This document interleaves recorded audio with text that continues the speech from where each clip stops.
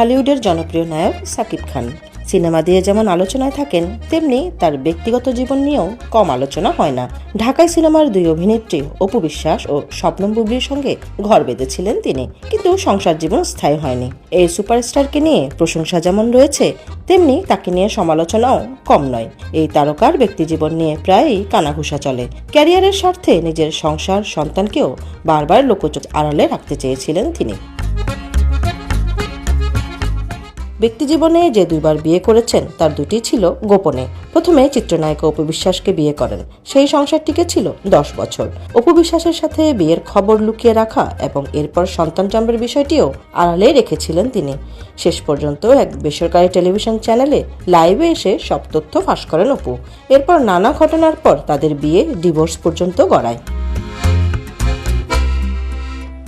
এরপর একইভাবে আবারও নায়িকা বুবলিকে বিয়ে করেন সাকিব খান। তার সাথেও ঘটে একই ঘটনা, তবে সেই সংসারও টেকেনি। দুই বউ এক স্বামী, এই নিয়েও কন্ট্রোলের শিকার হতে হয়নি এই নায়ককে। বর্তমানে সিঙ্গেল ফাদার বলা যায় সাকিব খানকে। তার জীবনে অপু বুবলি দুজনেই এখন অতীত, যদিও নায়কের দুই সংসারে দুটি সন্তান রয়েছে। তবে আবারও তিনি বিয়ে করতে যাচ্ছেন বলে নানা গুঞ্জন ছড়িয়েছে সিনেমা পাড়ায়। সাকিব নিজেও সেই সম্ভাবনা একেবারে খারিজ করে দেননি।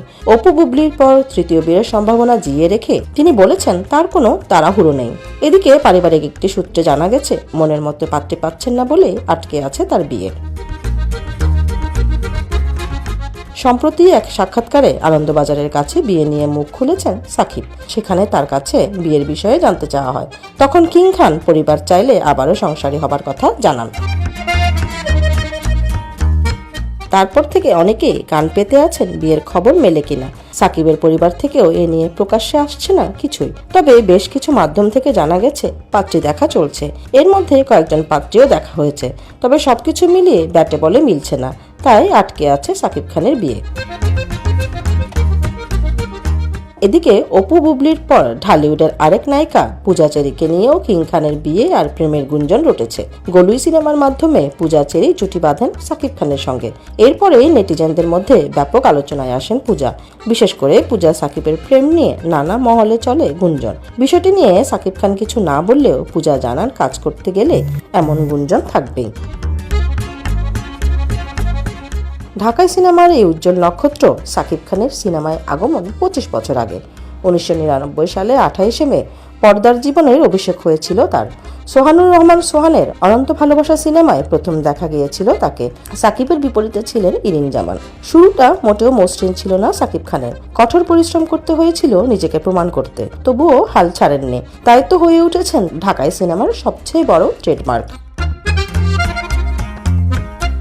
সিনেমায় তার জ্ঞান, সিনেমা নিয়ে তিনি ভাবেন, তাই তো আগলে রেখেছেন বাংলা সিনেমা ইন্ডাস্ট্রিকে। 25 বছরের পথ চলায় তার স্টাইল স্টেটমেন্ট ছিল চোখে পড়ার মতো। অ্যাকশন বা রোমান্টিক যে লুকই হোক না কেন, সবখানেই ফিট। চেনা সাকিব খানকে প্রথম অচেনা লুকে দেখা যায় শিকারী সিনেমায়।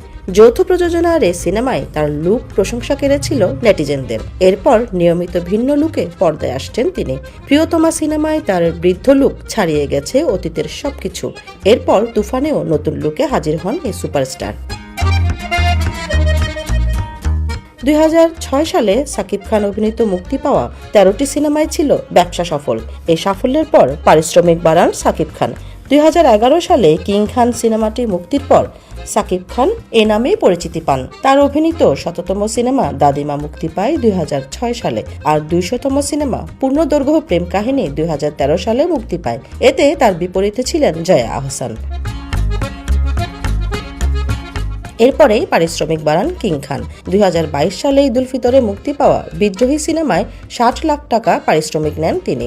বাংলাদেশে চলচ্চিত্রের ইতিহাসে সর্বোচ্চ পারিশ্রমিক প্রাপ্ত অভিনেতা হিসেবে নিজেকে প্রতিষ্ঠিত করেন তিনি।